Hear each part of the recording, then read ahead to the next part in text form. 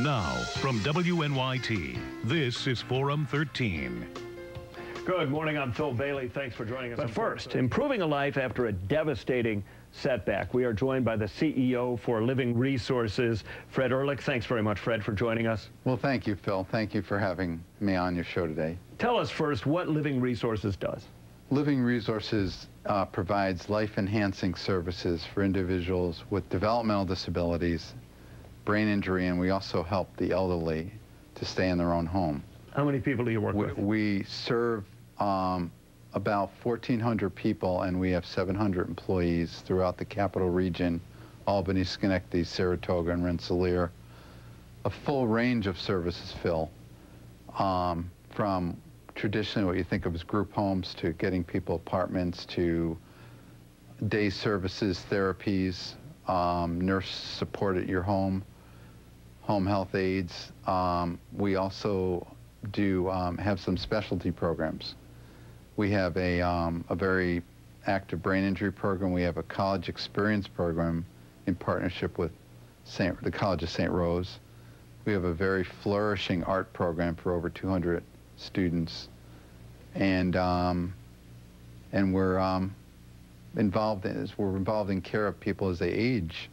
So we're looking at, and we're starting to develop what we call new constructed smart houses. So that's another area. Okay, we'll talk about developmental disabilities in a moment, but I looked at your website. It says your people have acquired brain injuries. What does that involve? Well, most of the acquired brain injury means that sometime in your life, literally the sky fell in on you. You're riding your bike and you crashed and you had a head injury. You had an aneurysm. You were at work, you had an aneurysm in your brain, and you couldn't go back to your job. You couldn't go back to being independent anymore. You had some kind of life-sustaining accident that changed your entire life. You can't do your profession. And also injuries from war, which are brain injury. We hear a lot about that from the various wars. Hearing a lot from the Iraqi war about in Afghan, where people weren't killed by bombs, but their brains were shaken up to the point where they have a brain injury for the rest of their life. We work with individuals like that. We have one of the largest programs in the state to serve individuals such as that to become independent. And to have support in an apartment, to help them with all kinds of skills, but ultimately the goal is so they could do as much as they can on their own and make new friendships and a new life. What should people expect in a devastating brain injury? To come all the way back or to come back as far as they can? It's a different person. They have to accept through a process called cognitive retraining that they have different skills and their life's going to be different. They're not going to, if you're a doctor, you're not going to go back to your practice, a lawyer, a state worker, an electrician. You're not going back to that. But you will have another life, a new life and future, but it's a different future. I assume you've never met Congresswoman Gabrielle Giffords, but what insights can you offer into her ordeal, amazing story of survival, but now one of retraining? Yes, she'll probably very much go through a cognitive retraining process so she could reuse and sort of rewire her brain so she can get fully functioning and do as much as she can.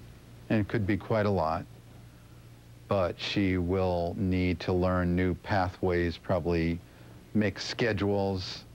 And I'm going to do this from 9 to 10 and this from 11 to 12 and so forth. We had a gentleman locally who owned a business, and it was a retail business.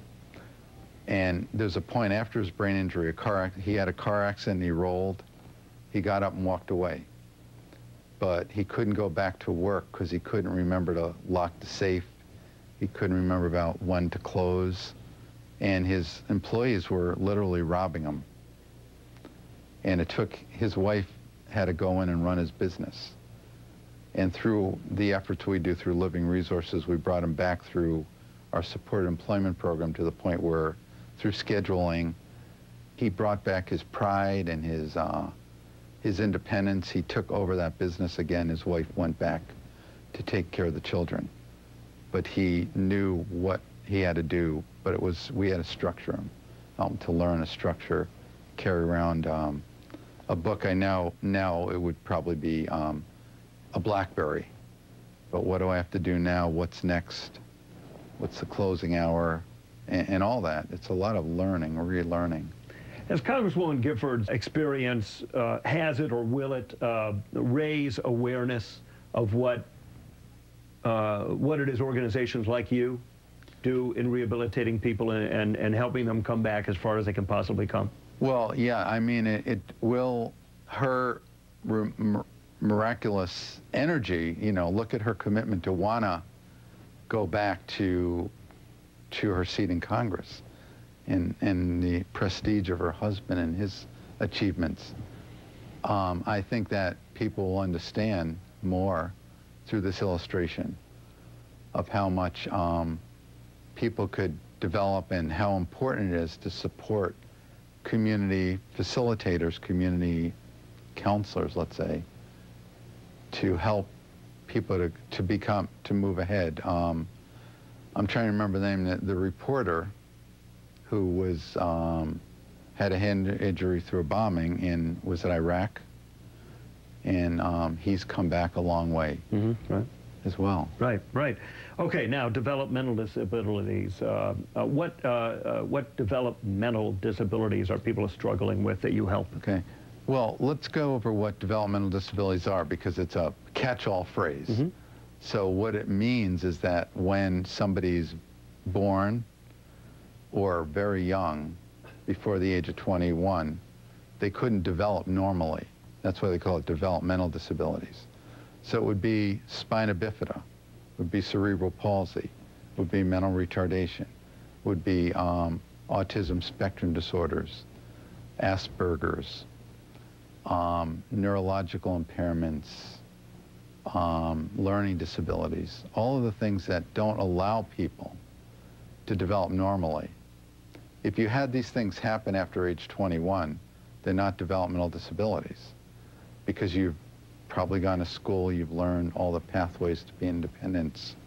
But because these occur early on in life, you don't have a chance to develop and become an independent, gainfully employed person. So that's what a developmental disability is quickly. It's mental retardation, cerebral palsy, epilepsy, autism spectrum disorder, neurological impairment, and learning disabilities. And you help them in what, how? Okay, we help the families, first of all, the coping. Oh, you know, I have a child with a disability, and as a result, that is tremendous pressure on the family. There are incidents of 70 to 80% divorce rate if somebody is not helping them to cope with this situation. So you have the child, you could relief for the family, let's call it respite, so the family can get away, or they can go out with their other children, or help them with their homework. So home support, there's after-school programs we run for young children. What happens after the school day is over, or gap services during school vacations. Then as people are getting older, we're helping them transition, working with the school districts, transition to adulthood. And at that point, we're become sort of a primary at that point, where we're helping them either get a job or be in a day service where they're doing volunteer work in the community, a group home if they need that, an apartment. As I said, the college experience with St. Rose, bringing people through another layer after high school, 2 more years of training, so they could learn independence, get a job, have friends, live in a community, have a full life. So that's what we do with people, and we do it right through the day they die. We, you know, if somebody gets in our service and the family wants them to remain in our service, then they do. They don't need to go to a nursing home. We continue to serve them in our homes, and that's why our big thrust is now, as we have about 65 people we serve who are getting older. The house doesn't work, so we want to create houses that physically work, call them smart houses, so they can continue to have our love and our care and tell their family, if you don't want to, they don't need to go to a nursing home. We'll work collaboratively with a hospice even, but we're there to provide support for people throughout their life. So you're there, Living Resources, not necessarily for months, but decades? Yeah, you say decades. Lifetime. Yeah, lifetime. Yeah. Yeah, as people, whatever phase of their life people are in, we want to be there to help out, and we are. That's why we keep growing, and, you know, we do some wonderful things like with the art program. We have 200 students of all ages, and we're 3 art studios, and we have an art gallery in our office building where we have shows, and we are helping these students now to sell their artwork through various consignment agreements. You have outreach programs even overseas, even China? Well, I did make connections with people in China, and this is a really exciting story, because China is the 2nd largest economy in the world now, and now they have, as you know, their population is 4 times greater than ours in an area about the size of our country, and they have probably 250 million people that are now middle class, and they want to have the same things that we have in America. They want to be like us. And so I was invited over there to help them look at community care models for the disabled. And they have 83 million people they've identified with developmental disabilities, brain injuries, and other chronic disability problems. And they want to serve them in the community. Now, listen to this. 30 years ago in 1978, China had the one-child policy, which was a way to stop their population from expanding so greatly that they couldn't get a hold on economics. So no one was allowed to have more than 1 child, and we know about this, and there was a lot of adoptions in the U.S. and so forth at that point. So people have 1 child, and that child is now an adult, and that adult went through school, you know, really moved up, got an education, and they want to be middle class. Okay, now who takes care of the disabled? Who takes care of the elderly? You have 2 people getting married, and you have 4 elderly parents. You have a disabled child. Okay, there's no cousins, no aunts, no uncles, because it was a one-child policy. So there's a tremendous need for community care, and agencies like Living Resources, and especially New York State, which should be proud of what it's done, what it's invested in serving people with disabilities. We have probably the best, most advanced program in the entire country and the world in terms of serving people with disabilities. And that model that Living Resources, and I've personally been involved with for over 30 years, has been practicing. We have expertise, and the Chinese want to learn that expertise. So I